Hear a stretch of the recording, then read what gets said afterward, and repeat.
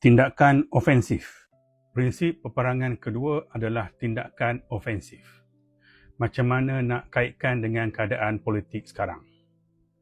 Jom tonton video ni sampai habis.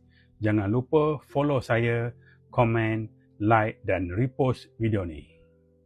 Tindakan ofensif ialah salah satu prinsip peperangan yang menekankan keperluan untuk mengambil inisiatif, menyerang dan memaksa pihak lawan bertindak mengikut kehendak kita. Bukannya hanya bertahan dan bertindak balas. Nak senang faham, siapa yang menguasai inisiatif biasanya menguasai medan pertempuran. Tujuan tindakan ofensif diadakan adalah untuk mengekal inisiatif, mengganggu rancangan musuh, memaksa musuh bertindak dalam keadaan tertekan, mewujudkan momentum ke arah matlamat yang ditetapkan dan lain-lain. Tindakan ofensif tidak semestinya melakukan serangan secara fizikal. Ia boleh melibatkan operasi psikologi, serangan maklumat, serangan ekonomi dan sebagainya. Dalam konteks politik pula, parti yang menguasai naratif dan sentiasa membawa isu baru kepada rakyat sedang melaksanakan tindakan ofensif. Sebagai contoh, membawa agenda ekonomi yang jelas sebelum lawan membangkitkan isu lain. Mengemukakan penyelesaian kepada masalah rakyat, bukan sekadar menjawab tuduhan lawan. Menentukan topik perbincangan awam sehingga lawan terpaksa memberi respon.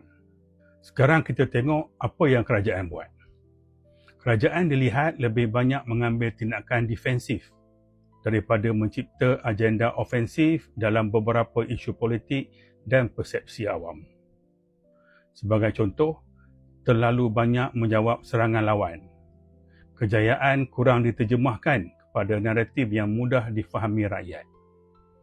Beberapa dasar kerajaan mendapat tentangan kerana penerangan awal dianggap tidak mencukupi. Lambat menangani isu persepsi dan kadang-kadang mengambil tindakan berdiam diri.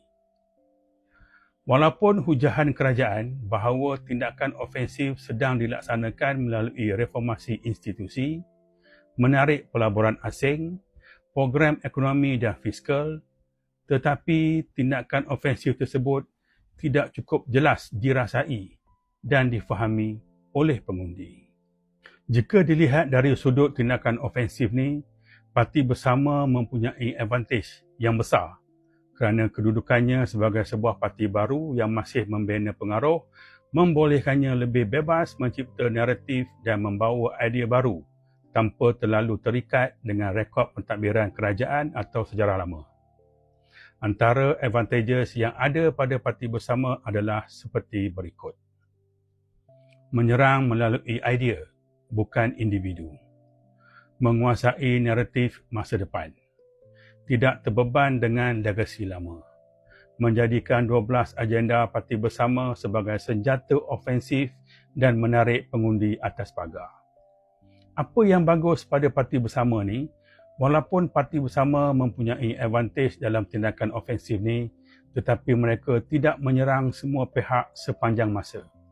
Kerana mereka tahu tindakan ni boleh menyebabkan dilihat sekadar mencari publicity. Mesej utama menjadi kabur dan rakyat gagal memahami tujuan sebenar. Ianya bertepatan dengan prinsip peperangan pertama, iaitu memilih dan mengekal tujuan. Sebagai penutup, saya nak tunjuk sekali lagi infografik ni. Infografik ni jelas menunjukkan Parti Bersama mempunyai tujuan yang jelas dan tindakan ofensif yang menjamin masa depan negara. Ramai pengundi biasanya akan melihat siapa yang menang sebelum ni, siapa yang paling kuat dan siapa yang paling popular. Hari ini saya nak ajak semua pengundi untuk bertindak ofensif dengan bertanya, parti mana yang mempunyai rancangan paling jelas untuk membawa Malaysia ke tahap seterusnya, dan pilihlah parti tersebut. Akhir sekali, jangan pertahankan masalah lama. Bina penyelesaian baru. Semoga jumpa lagi di video-video akan datang. Terima kasih. Assalamualaikum. Bye-bye.